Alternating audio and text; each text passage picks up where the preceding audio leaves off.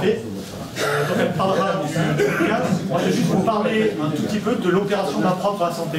Donc ce bouquin s'inscrit dans le cadre de l'opération main propre à la santé, qui a été lancée donc il y a 1 an environ cette opération.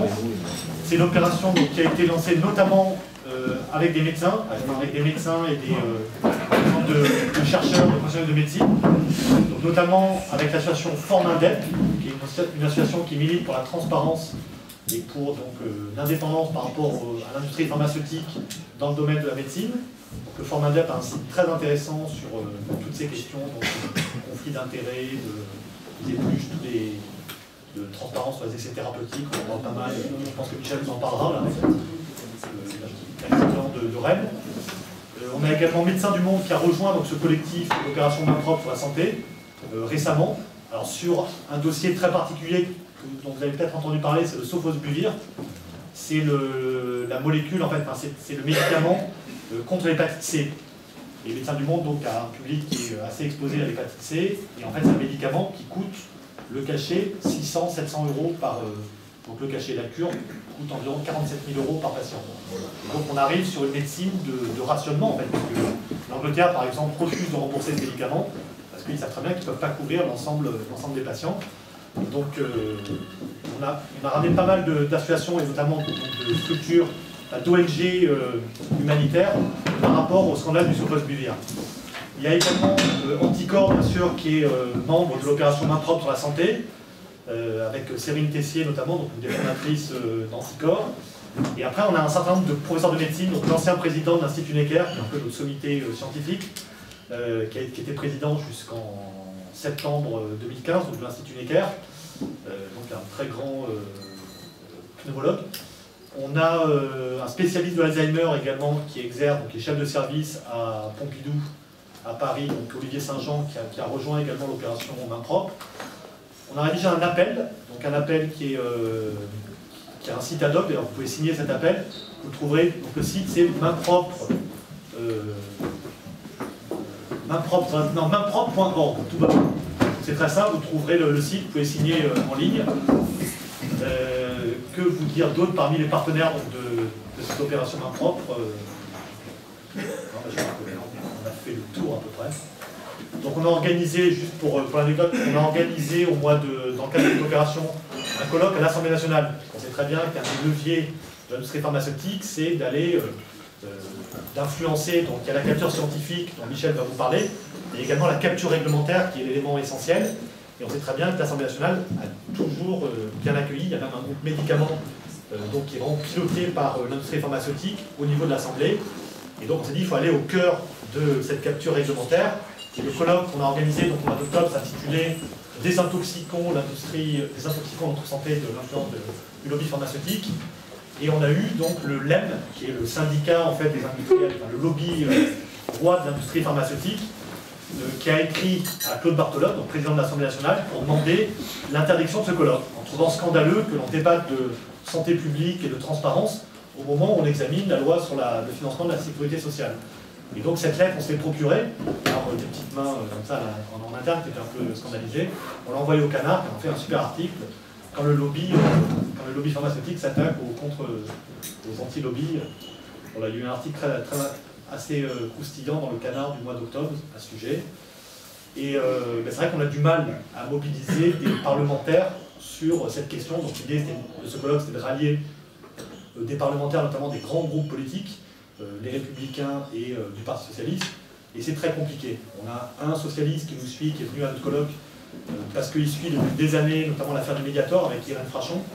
C'est Gérard Bapt, qui est assez courageux sur ce domaine de la lutte contre le lobby pharmaceutique, mais c'est le seul qui s'implique. La présidente, par exemple, de la commission des affaires sociales à l'Assemblée refuse de rejoindre notre appel, alors qu'elle avait fait un rapport en 2008, avant même le scandale du Mediator, qui était extrêmement volontaire sur la question des réformes de la politique du médicament. On sent que voilà, les lignes ont bougé.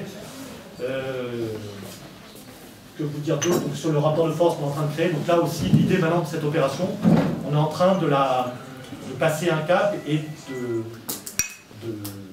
d'organiser une riposte au niveau européen. On sait très bien que la porte d'entrée des médicaments, c'est l'agence du médicament, c'est l'EMA, l'agence européenne du médicament, et que en fait c'est une espèce de passoire, c'est-à-dire en fait 90% des demandes d'autorisation de mise sur le marché passent par ce canal-là.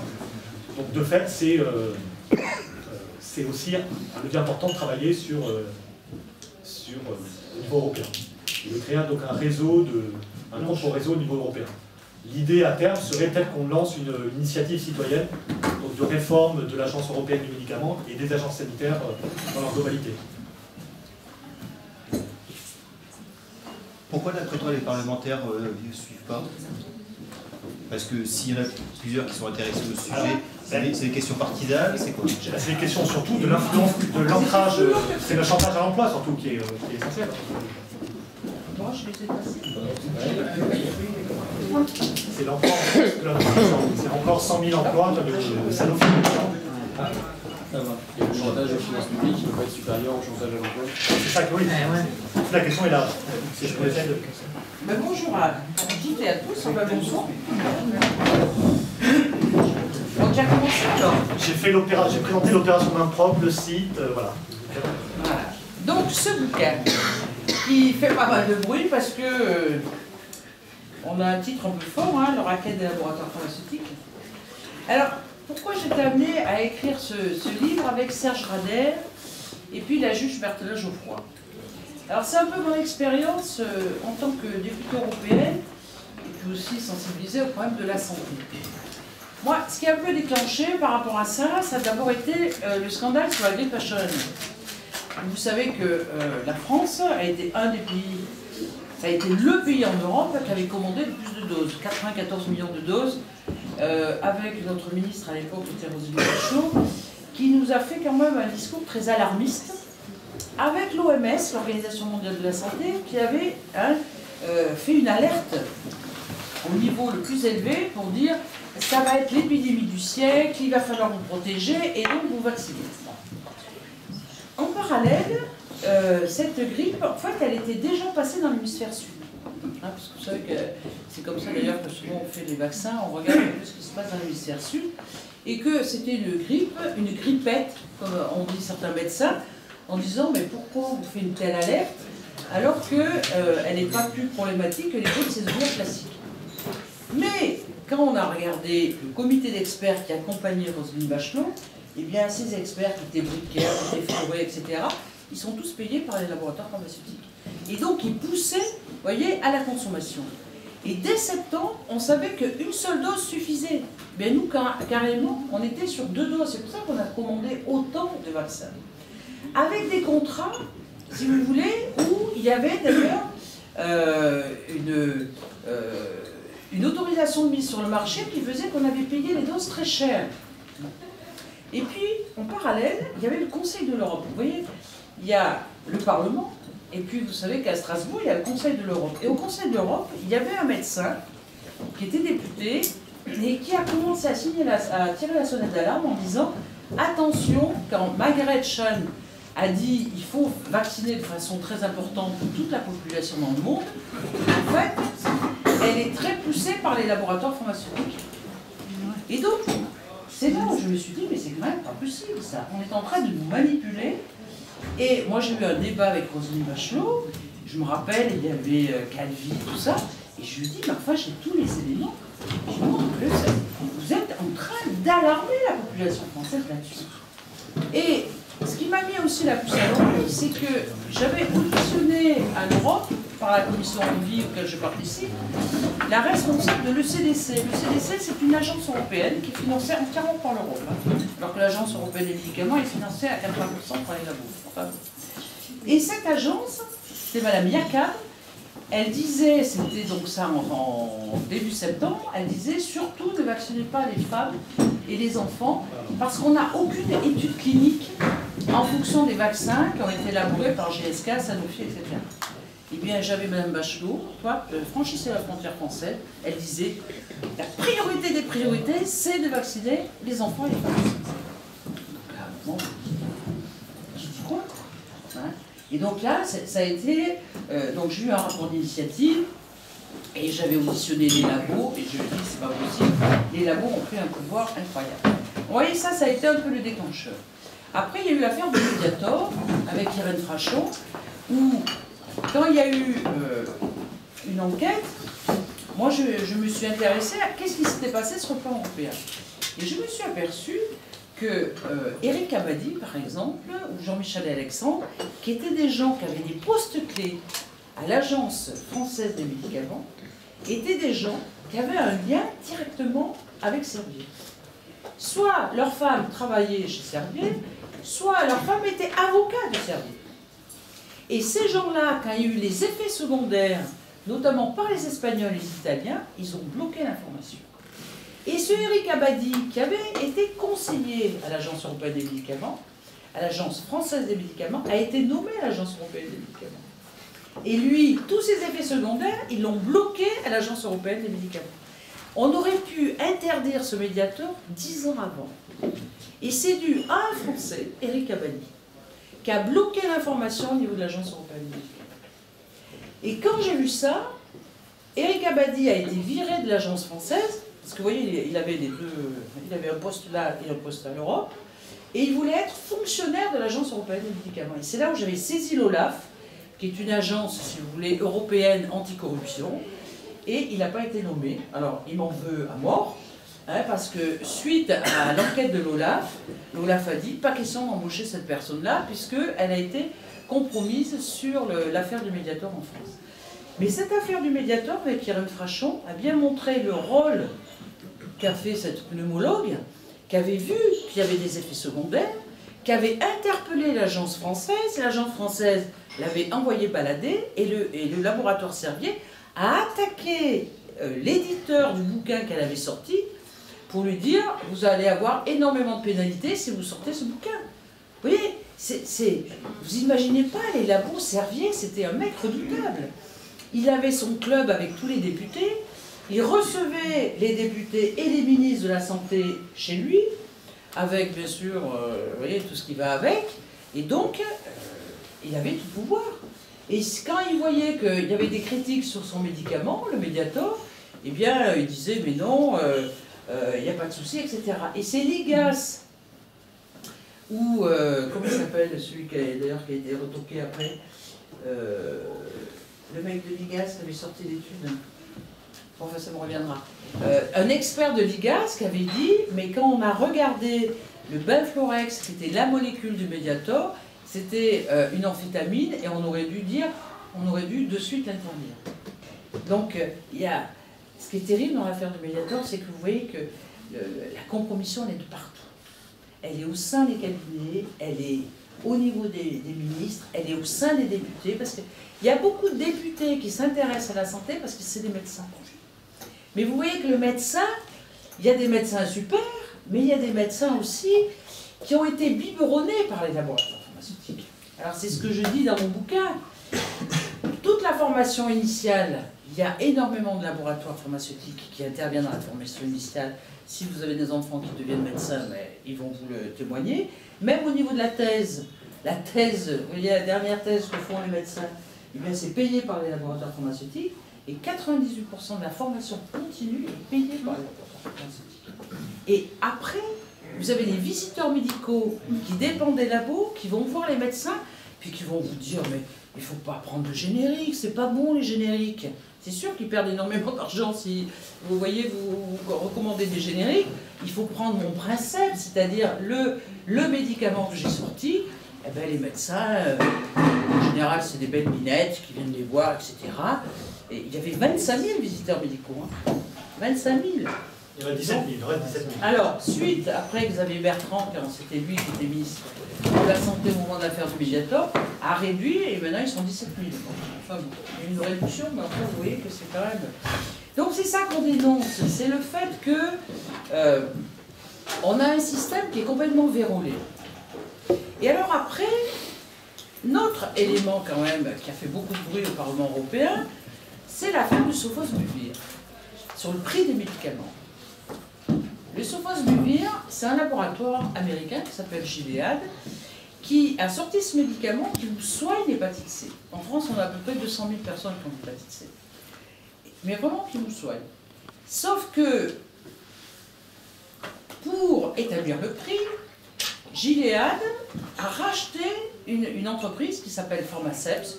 Il a racheté 11 milliards de dollars. Et donc il avait 2 ans, parce qu'il savait qu'un autre labo allait sortir une molécule similaire, il avait 2 ans pour amortir l'achat, parce qu'ils ne font plus de recherche et développement, ces gros labos. Hein. Ils achètent des start-up. C'est cher, hein. Vous voyez, 11 milliards, c'est quand même pas donné.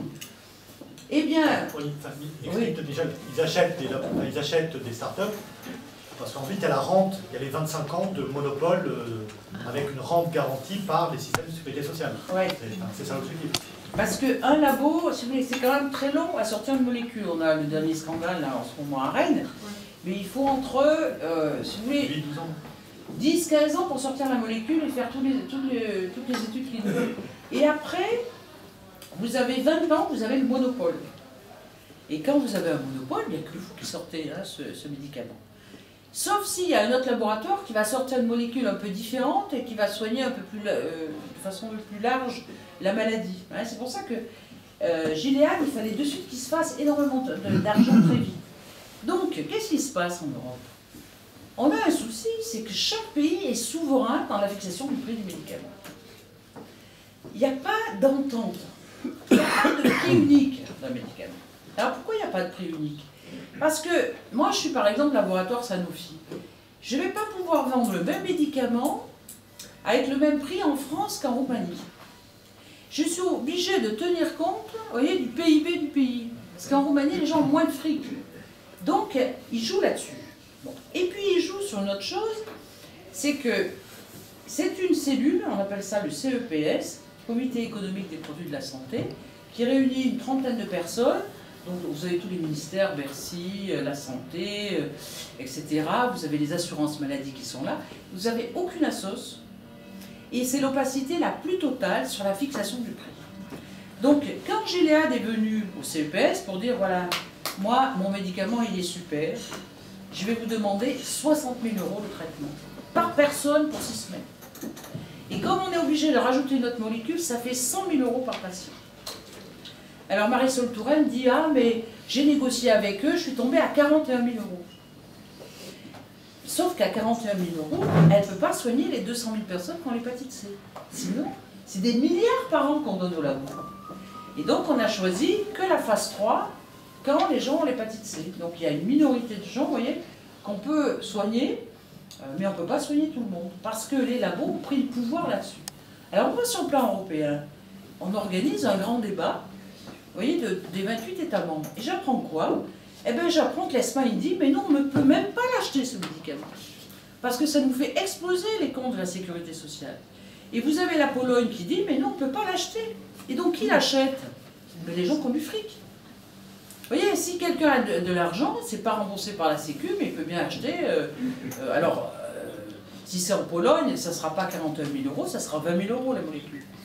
Mais, et c'est là où on s'est dit, mais c'est pas possible. Donc j'ai réuni les États et je leur dis, mais essayez de vous entendre entre vous. Parce qu'il y a la possibilité quand même qu'ils fassent des appels d'offres. Alors si par exemple l'Allemagne, l'Angleterre, l'Espagne, la France, l'Italie, la Belgique s'entendaient, si Gilead vient, bon, on leur dit, mais c'est pas 40 000 €. Parce il y a eu une étude indépendante qui a évalué le coût du médicament, c'est 100 € la molécule. Et ils nous la vendent 42 000 en France. Eh bien, les États ne veulent pas s'entendre. Alors, il n'y en a que 3 qui s'entendent à l'heure actuelle. C'est Luxembourg, Belgique et Pays-Bas. Et eux, ils font des appels d'offres communs. Alors moi, j'ai dit à Marisol Touraine, mais pourquoi tu ne te mets pas avec eux? Parce que pourquoi c'est intéressant de se mettre ensemble? Parce que qui c'est qui a du fric? Vous savez, les labos, c'est le fric. Hein. Quand vous savez, les Allemands, les Français, les Espagnols, les Italiens, les Luxembourgeois, etc., c'est eux qui achètent le mieux, parce que c'est eux qui ont le plus de fric. Eh bien, ils ne sont pas capables de s'entendre. Parce que la France veut garder sa souveraineté. Parce qu'au CEPS, ils évaluent, vous voyez, est-ce que c'est l'économie qui prime sur la santé? Si vous êtes Servier ou Sanofi, et que vous avez des laboratoires en France, eh bien, Sanofi, vous savez ce qu'ils disent? Si vous ne me remboursez pas bien ce médicament, je délocalise. Et donc, le prix du médicament se fait comme ça. Servier, c'était celui qui était le mieux remboursé de tous les laboratoires. Parce qu'il a énormément de production en France. Alors que Sanofi, maintenant, est devenu une multinationale. Il a payé beaucoup de campagnes électorales. Et puis, oui, il a payé. Mais Fabre aussi. Hein. Ah, Alors après, ce qu'on a fait, on s'est interrogé, mais qui sont tous les ministres de la Santé? Alors on a vu Claude Évin. Après, il était ministre de la Santé. Eh bien, c'était Fabre, à l'époque, qui lui avait payé sa campagne législative. Vous voyez, ce laboratoire Fabre. Sauf qu'à l'époque, c'était autorisé. Hein. Bon, enfin, on était obligé de payer. ça c'était pas réglementé. Après, il y avait Cahuzac dans le coup. Hein. Bon. Cahuzac, vous savez qu'une fois qu'il a plus été avec Évin, il avait carrément créé son cabinet de conseil pour les laboratoires pharmaceutiques. Alors c'est lui qui participait à la fixation du prix, et puis après c'est génial. Il fait un cabinet de conseil et il conseille les laboratoires pour avoir des autorisations de mise sur le marché beaucoup plus rapidement que les autres.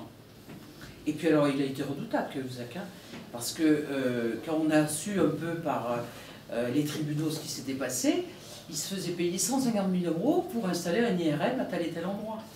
Parce que l'IRM venait par exemple d'Israël, eh bien les producteurs, enfin les fabricants venaient le voir en disant bon ben on veut en vendre tant, et Cahuzac qui disait oui mais en liquide, en cash.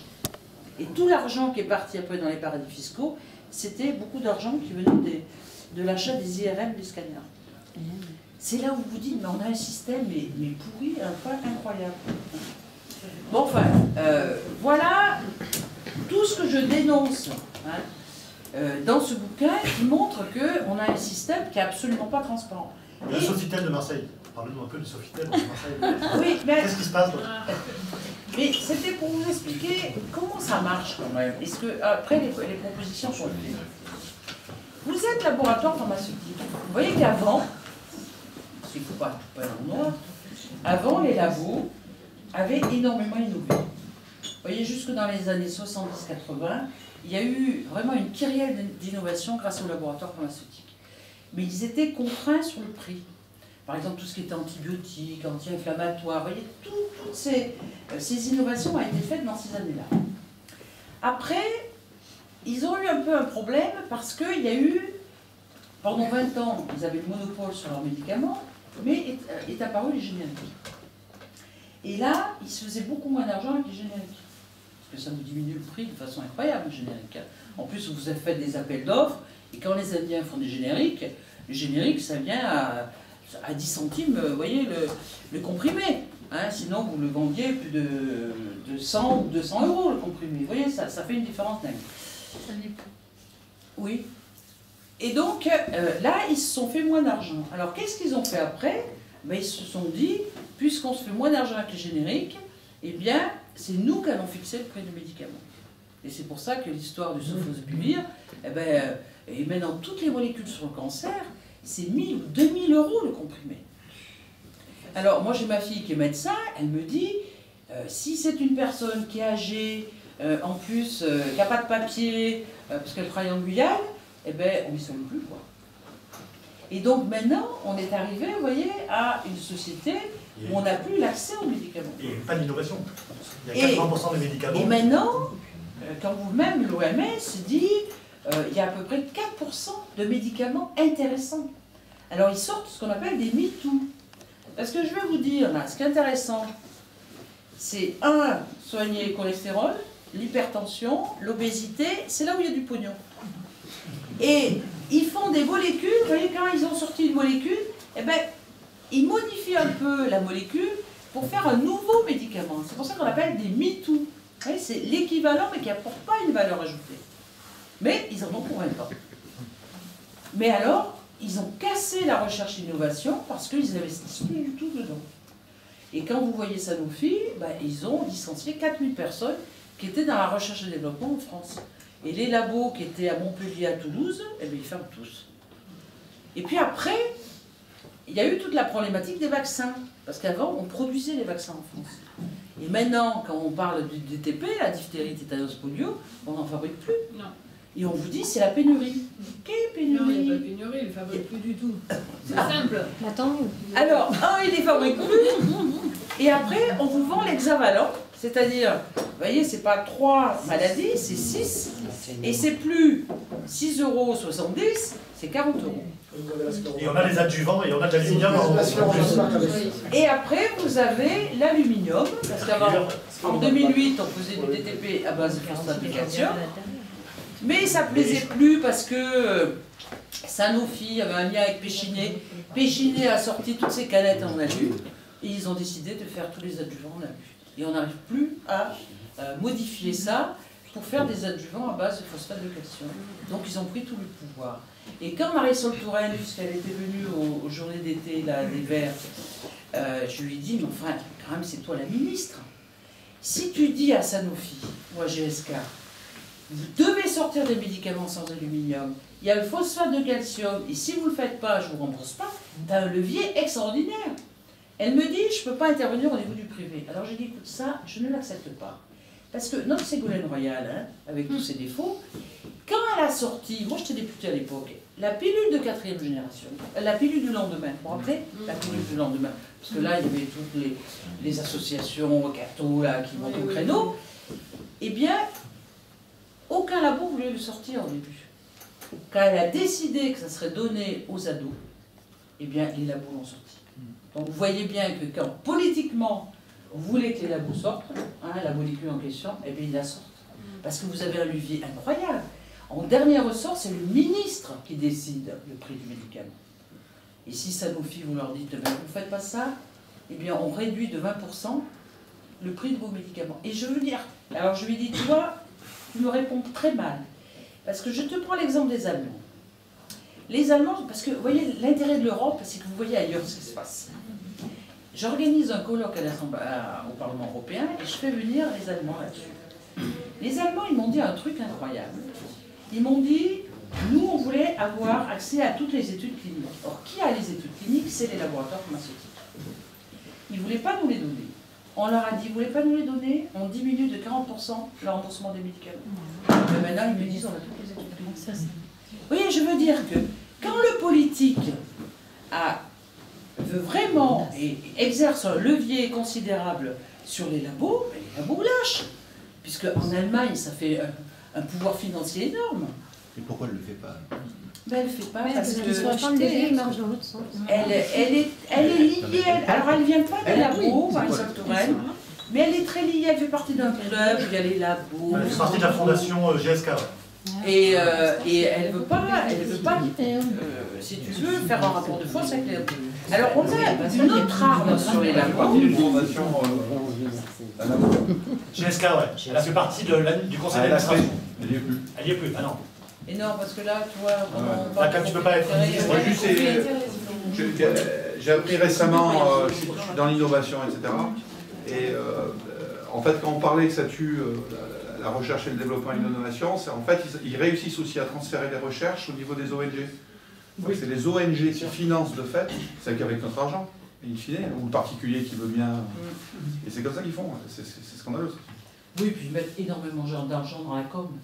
Tout l'argent, il est dans la communication, il est dans... Ouais, ça encore à la limite, ils font ce qu'ils veulent là-dessus. Ça est dans la poche des actionnaires aussi. Oui, Et 60% des dividendes sont reversés au niveau des actionnaires. Mais oui, bien sûr. Et rien que ça bout du tout. Même Sarko. Mais ça, c'est pas que la... Sarko disait, dans les dividendes, C'est le gros profit. il faut qu'il y en ait au moins C'est le plus gros 30% sur profit. l'investissement. Et 30% pour les actionnaires. Mais il ne faut pas tout donner aux actionnaires. Sinon, si vous donnez tout, vous investissez plus. Si vous investissez plus, vous faites plus de Ça, c'est recherche et un problème de développement. l'économie globale, là. Aujourd'hui, c'est Oui, tout à mais fait. à un moment, un politique, il peut décider ça. Oui, bien sûr. Parce que si je ne décide pas à ce moment-là, eh ben, c'est que les actionnaires. Puis comme les actionnaires, maintenant, c'est international avec les fonds de pension et C'est ça tout comme aussi. ça, eh bien... mais bon, déjà 30%, c'est pas mal quand même sur les dividendes. Hein. On n'est pas obligé d'avoir 60%. C'était au programme... à un moment donné, c'était même Sarkozy qui avait essayé. Oui, mais... et puis il n'est pas Il allé va partir, jusqu'au bout, il parce a que pas là, bah, il n'y a pas... Vous savez, c'est comme les poids de médicaments. Hein. Quand on fait un levier, on dit... Parce que ils sont quand même vachement intéressés quand même d'être en France. Bien sûr. La France est le pays où les labos se font le plus de bénéfices. Pourquoi? Parce que c'est là où ça consomme le plus.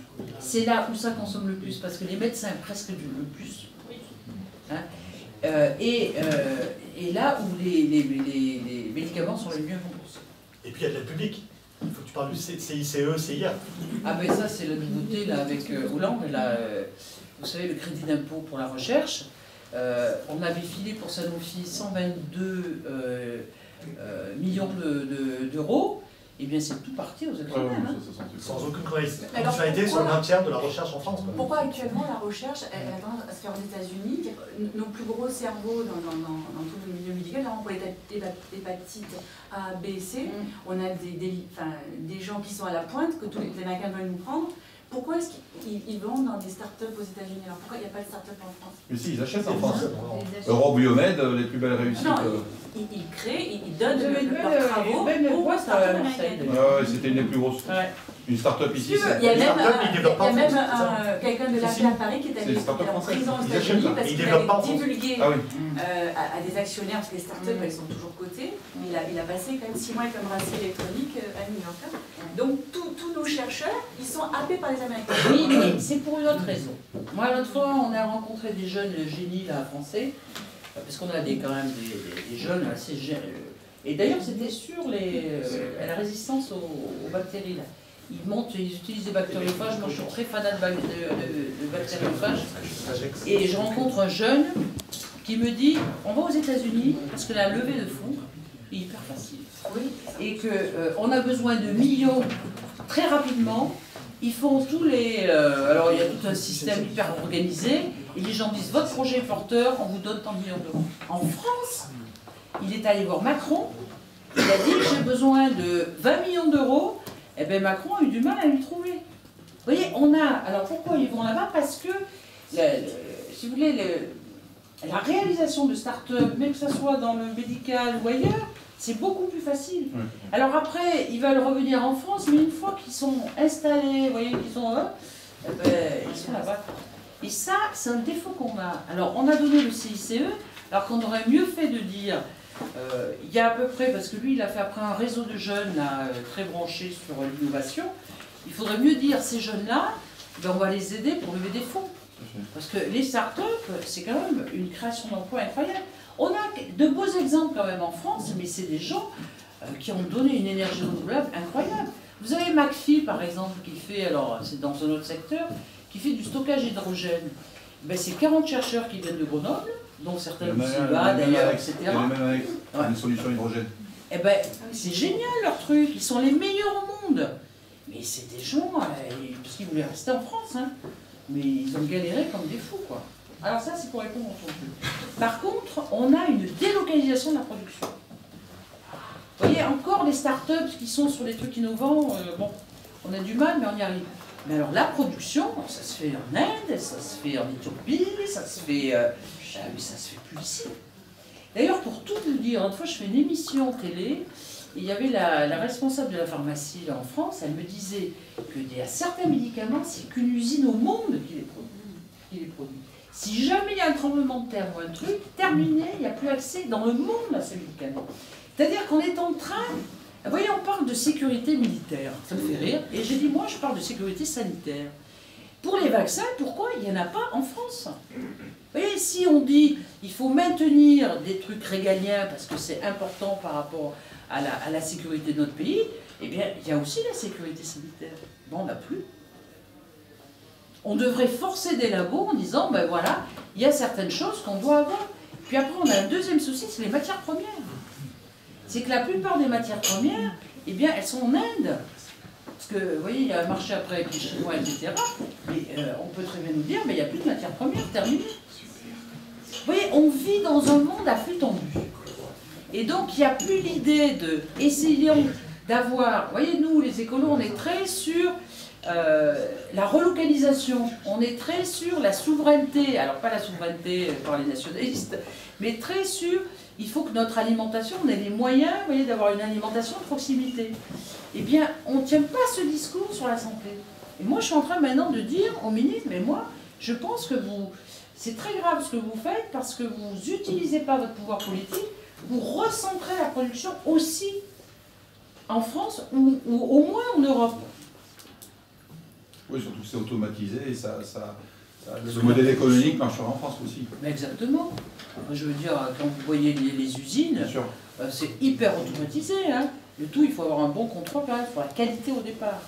Parce que le dernier scandale là, en date, c'est le Méningitech, qui est un vaccin sur la méningite. Il y a 600 plaintes. Et ben, c'était des produits défectueux. Alors là, c'est la galère. Hein. Vous voyez, moi, ce bouquin, ce qui m'a touché, c'est toutes les victimes. Les victimes, elles n'ont rien. Vous voyez, elles se bagarrent pour être indemnisées. En France. 200 000 en Europe. Comment on peut mesurer 10 fois plus que les accidents de bagnole. Et chaque mort, on payait des L'accident médicamenté, reconnu, hein, c'est la règle remontée. 30 000 certainement, parce qu'il y a des carences en matière de pharmacovigilance. Quoi. Donc ça remonte mal, donc c'est au moins 20 000. Enfin, c'est 20 000 officiels. Regardez même sur la pilule, quand il y a eu le cas de Marion Marat, la pilule, vous savez, de 3e génération, là, eh bien, tout le monde a été surpris de se dire, ah mais il y a des effets secondaires sur la pilule. Alors là aussi, débat, moi j'aime bien organiser parce que un débat au Parlement, mais c'est là où j'apprends en Roumanie, il n'y a même pas de prescription, il n'y a même pas d'ordonnance. Alors qu'est-ce que vous voulez faire comme remonter comme effet secondaire? Donc vous voyez, quand on dit 20 000 morts en France, mais c'est le minimum du minimum. Donc il y a... Et c'est incroyable comment on ne veut pas dire aux gens, attention, un médicament, c'est pas quelque chose de banal. Il y a des effets secondaires. Il faut être très vigilant. Alors moi je ne suis pas du tout anti-médicaments, il y a des médicaments qui soignent, des médicaments extraordinaires. Mais quand je vois les médecins, et quand on voit les personnes âgées, regardez les personnes âgées, les médicaments qu'elles prennent, on se dit... L'ostéoporose, c'était une grande manip ça, l'ostéoporose. Ah oui. Ah mais l'ostéoporose, le cholestérol. Le cholestérol, les taux qui baissent pour faire des malades. Les statines. C'est une honte. Les statines, voilà, c'est une honte. Parce qu'il y a un traitement de base très très simple et il donne une chimie incroyable qui fait plus de dégâts que... C'est une honte. Mais oui, c'est-à-dire les docteurs le savent, parce que bon, il y a un problème. Non, ils ne le savent pas tous. Ah bon? Non, ils le savent pas. La problématique, elle est là. Les oreilles, il faut confiance. Crédibilité des médecins. Non, non, je suis pas sûre. Je pense que les docteurs de l'ancienne génération, les anciens, ils ne sont pas au courant. Ils ne sont pas au courant. Vraiment. Oui, parce que le sujet, là, c'est ce que vous faites. Le vrai sujet, c'est la l'élimination, on ne va pas savoir. Ben, c'est pour ça que j'ai sorti ce bouquin. Parce que ça, si vous voulez, il y a des médecins, je dirais, quand je vous disais qu'ils étaient biberonnés par l'industrie pharmaceutique, si vous voulez, bon, après, il y a prescrire. Prescrire, c'est quand même une revue avec des médecins indépendants qui ont toujours sorti d'ailleurs les scandales hein, qui sont produits les années après. Mais je dis, moi, abonnez-vous à prescrire. Comme ça, vous avez quand même, vous savez que la vie, c'est toujours, personne n'a une vérité infuse, mais au moins, vous voyez, il faut des contre-pouvoirs, il faut essayer de voir ce que pensent les gens. C'est la seule revue indépendante d'ailleurs. Oui, mais ça fait partie du médecin qui se pose des questions. Et le médecin qui se pose des questions, il y en a de moins en moins. Et oui, parce qu'ils sont...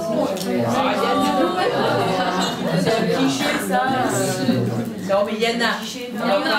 Il y en a. Et comment ils financent? Comment ils trouvent le financement? Prescrire, c'est les abonnements des médecins. Il y a quand même 15 000 abonnés. Donc... Ah oui, oui, ils ont quand même beaucoup d'abonnés. C'est pour ça qu'il y a quand même des médecins qui s'abonnent. Mais c'est la seule. Et en Allemagne, par exemple, j'ai fait intervenir prescrire allemand. Eh bien, c'est pareil. Ils ont des revues complètement indépendantes. Vous avez Cochrane aussi qui font des méta-analyses pour savoir, par exemple, sur les vaccins, est-ce que vraiment les vaccins apportent un plus? Parce que chaque fois on nous dit, ça ne se discute pas les vaccins, il faut qu'on en parle. Et bien eux, ils disent, il faut regarder de près parce que je ne sais pas si ça plus ça. Mais après, vous faites blacklister. J'ai fait plusieurs interventions sur les vaccins. Ben, France Inter, ils disent, oh là là, il ne faut plus inviter Rivasi parce qu'elle met le doute. Mais il faut y aller. Et surtout, on s'est rendu compte en fait que la responsable santé de Radio France, dont on ne citera pas le nom, mais vous l'entendez quasiment tous les matins sur France Inter, etc., en fait, faisait des ménages, donc c'est Prescrire qui nous a dit ça d'ailleurs, faisait des ménages, c'est-à-dire vous savez ce que font les journalistes parfois pour des entreprises, etc., et il avait fait un ménage pour le garde d'asile. Elle a été payée grassement pour une prestation d'animation pour le lancement du garde d'asile à l'UNESCO en grande pompe, machin. Et donc effectivement, quand Michel tape sur le garde d'asile en disant mais quand même attention, il y a des victimes, principe de précaution, machin, la nana lui rentre dedans. Il y a l'équivalent de l'OLAF en France? Non. C'est là que ça pêche déjà, non?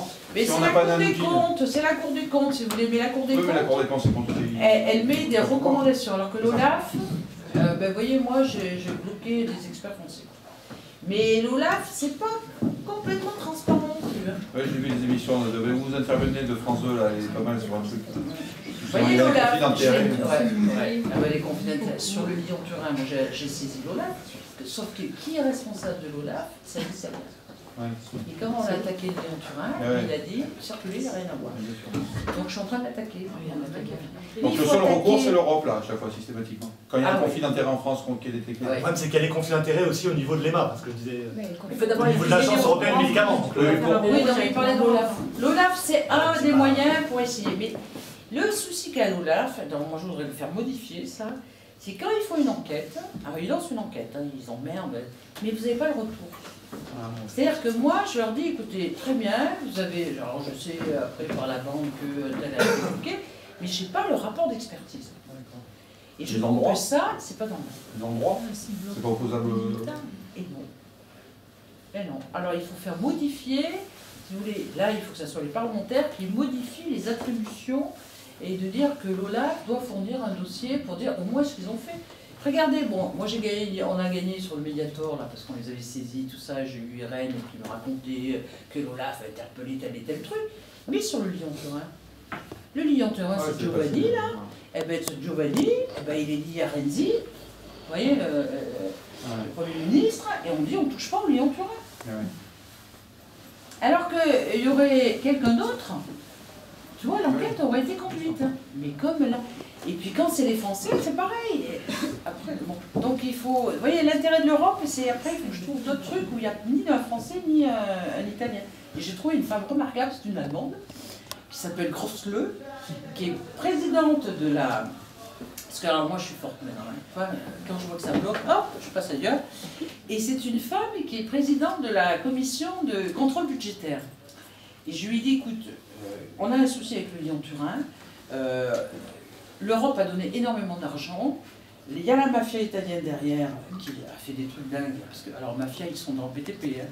Et donc là ils ont pris une partie, etc. Oui, mais enfin, oui, je vais vous dire, c'est un peu différent. Bon. Eh bien, elle m'a dit, ok, moi je ne vais pas rentrer dans je suis pour ou contre le Lyon-Turin, parce que ça pose un problème là. Mais par contre, elle a demandé une audite indépendante pour le compte. Donc c'est en cours. Alors les Français sont fous furieux, les Italiens aussi, et tu vois, je passe par les Allemands. C'est-à-dire qu'il faut jouer sur les nationalités, mais si c'était en Allemagne, toi, il faudrait que je parte par les Espagnols et les Italiens. Voilà, les Grecs. C'est ça, tu vois, l'Europe, c'est cette chance où quand tu connais bien le fonctionnement, et ben voilà.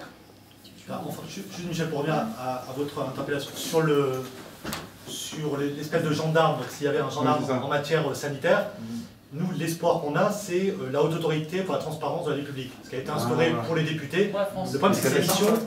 Comment? C'est 2013, c'est la loi de transparence de la vie publique de 2013. Et pour l'instant, le problème, c'est que son champ d'investigation est limité. Ce sont les parlementaires, les directeurs de cabinet, mais ça ne touche pas les hauts fonctionnaires.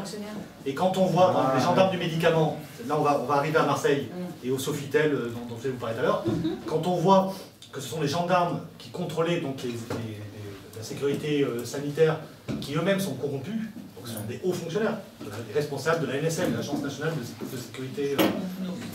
Et Bouvenot, Gilles Bouvenot, qui se fait passer pour chevalier blanc, le mec qui allait faire le président de la commission de la transparence. Et bien ce mec-là, quand on donne l'autorisation de mise sur le marché du médicament, il venait à Marseille, Sofitel, et il recevait les laboratoires pharmaceutiques pour leur donner des bons conseils. Il avait la chambre garnie de cash. Les labos donnaient l'enveloppe sur lui. Et alors ce con, Mediapart était derrière, mais les journalistes de Mediapart l'ont suivi, le père de tout ça, ils l'ont rencontré à Marseille, ils ont dit qu'on je ne comprends pas. Dans une semaine, il y a la grosse réunion sur les autorisations de mise sur le marché, vous êtes là avec les labos. Mais est-ce que vous recevez de l'argent? Et il dit, bah oui, il me donne une enveloppe quand même pour mes frais. Alors, les journalistes lui ont dit, mais vous le déclarez? Ah ben non. Parce que si je le déclare, je vais être imposé. Donc, c'est incroyable que ces mecs-là, tu vois, au niveau où ils sont, et où il avait pas de réputation, Bouvenot, hein, parce qu'il était quand même pas... Ça ne veut pas dire qu'il allait donner l'autorisation. Mais en France, ça, c'est pas bien clair. Tu vois, ils sortent pas du tout en disant, mais il faut que je reste, tu vois, à mon niveau. Aquilino Morel, Morel, voilà, c'est le nom que je cherchais tout à l'heure, Achille Morel, qui, lui, a fait l'expertise pour l'IGAS. Il a fait une très bonne expertise sur le Mediator. Ce mec-là est un mec hyper intelligent. Mais après, qu'est-ce qu'on apprend? Ce mec de l'IGAS avait travaillé pour un laboratoire pharmaceutique. Il ne comprend pas qu'il est fonctionnaire de l'État, un haut fonctionnaire de l'État, en dehors du fait qu'il se faisait brosser ses chaussures. Mais bon, eh ben, il travaillait quand même, et il n'avait pas demandé l'autorisation. Ils confondent tous les rôles, ils sont à tous les râteliers, ces gens-là. Parce que le problème de fond derrière ça, c'est ça. C'est les conflits d'intérêts, c'est le... Pour moi, la pièce au-delà de la maîtresse, problématique des médicaments. si vous voulez, c'est les conflits d'intérêts. C'est pour ça qu'on demande la création d'un corps d'experts indépendants payés par l'État. Alors, parce qu'on me dit chaque fois, ah mais il faut être bon expert si on va travailler avec les laboratoires. J'ai dit d'où ça sort, moi. Quand j'ai créé la CRIRAD, rappelez-vous, au moment de Tchernobyl, moi je ne travaillais pas avec le nucléaire, et pourtant tu sais qu'il y a dénoncé le mensonge, c'est bien notre labo.